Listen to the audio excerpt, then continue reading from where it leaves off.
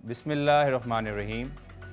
Hong Kong میں گزشتہ مہینے HSBC عالمی سرمایہ کاری کانفرنس منعقد ہوئی، جس میں HSBC بینک کے سربراہ سر مارک ٹکر نے تمام تخلفات برطرف کر دیے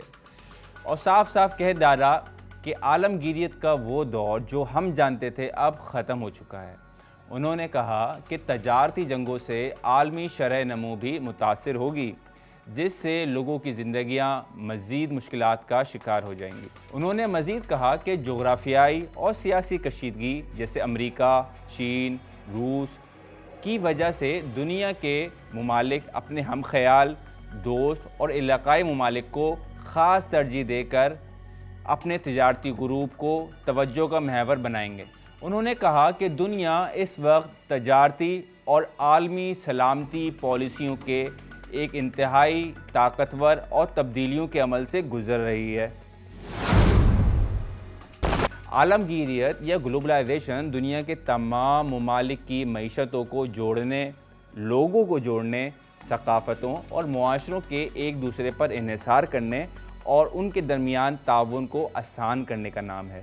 اس کا سب سے بڑا مقصد تجارتی اور اقتصادی سرگرمیوں کو پھیلانا ہے تاکہ تجارتی مال کی نقل و حمل، لوگوں کا ممالک کے درمیان بآسانی سفر، آپس میں سرمایہ کاری، خدمات، علوم اور ٹیکنالوجی کی منتقلی وغیرہ شامل ہیں تاکہ تمام ممالک مشترکہ مقاصد کے لیے اپنے اپنے مفادات کو محفوظ بنا سکیں۔ عالمگیریت کے اصل کھلاڑی بہرحال دنیا کے سب سے طاقتور معاشی، سیاسی اور عسکری قوت رکھنے والے ممالک ہی رہے ہیں، لیکن عمومی طور پر عالمگیریت نے تمام ممالک، کمپنیوں اور کاروباری افراد کو کسی نہ کسی طور پر آزادانہ اور دوستانہ مواقع ضرور فراہم کیے ہیں۔ وہ اس لیے کہ مشترکہ مفادات اور مقاصد کے لیے تمام ممالک کام کر سکیں۔ گزشتہ کئی اشروں سے عالمگیریت کو ملازمت کے مواقع کا پھیلاؤ، کم قیمت اشیاء کے دستیاب ہونے، معیشتوں کے پھیلاؤ،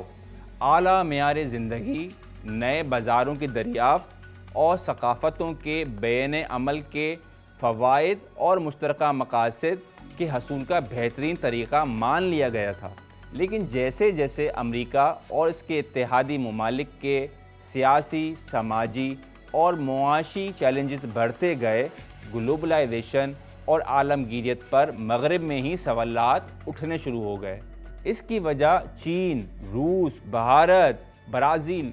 جیسے ممالک کا عالمگیریت سے زیادہ مستفید ہونا، جبکہ امریکہ اور اس کے اتحادی مغربی ممالک کا مسلسل گھاٹے میں رہنا اصل وجوہات میں شامل ہے۔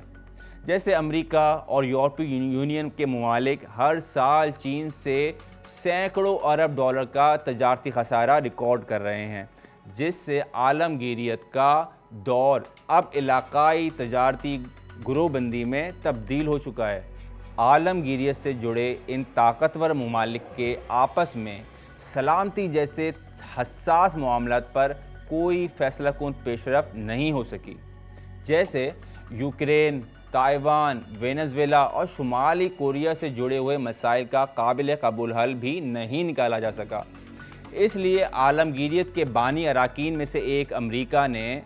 اب تجارتی، اقتصادی، امیگریشن، توانائی اور دیگر معاملات میں عالمگیریت کو کنارے لگا دیا ہے،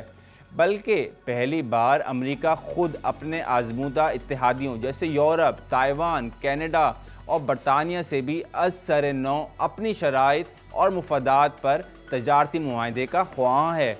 تاکہ امریکی معیشت اور معاشرت کو ہر صورت قابو میں رکھا جا سکے۔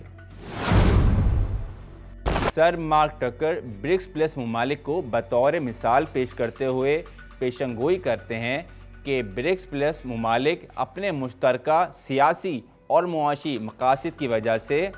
ایک دوسرے سے تجارت کو بے پناہ بڑھا دیں گے، جس کی وجہ سے ان ممالک میں دوسرے ممالک کی بنسبت شرح نمو بڑھ جائے گی، اور ظاہر سی بات ہے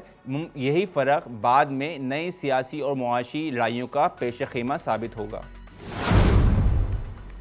حال ہی میں ڈونلڈ ٹرمپ کے شدید دباؤ کی بنا پر یوکرین اور امریکہ کے درمیان قیمتی اور نایاب معدنیات کا تاریخی معاہدہ ہوا ہے۔ امریکہ نے یوکرین کی جنگی امداد اس معاہدے سے براہ راست مشروط کر دی تھی، اس لیے یوکرین کو یہ معاہدہ کرنا ہی پڑا۔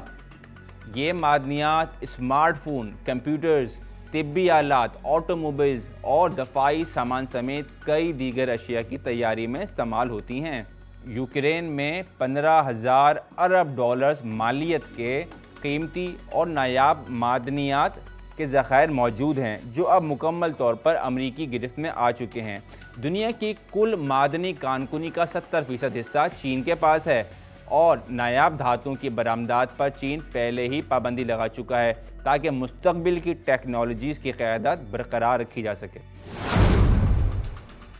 برکس پلس ممالک برازیل، روس، بھارت، چین اور جنوبی افریقہ پر مشتمل ہے، جبکہ پلس یعنی گروپ کے نئے ممبر ممالک میں ایران، متحدہ عرب امارات، مصر، ایتھوپیا اور انڈونیشیا جیسے ممالک شامل ہیں۔ گروپ میں سعودی عرب، ترکی اور پاکستان کی شمولیت بھی متوقع ہے۔ گروپ کا سن 2022 میں مجموعی تجارتی حجم 614 ارب ڈالر سے بھی بڑھ چکا تھا۔ عالمگیریت کی سب سے کامیاب مثال چین ہے کہ جس نے سن 1978 میں عظیم ترین معاشی اصلاحات اور عالمگیریت کا ملک میں نفاذ کیا۔ چین نے محض 40 برسوں میں اپنی جی ڈی پی 150 ارب ڈالر سے بڑھا کر سال 2018 میں 14,000 ارب ڈالر تک پہنچا دی،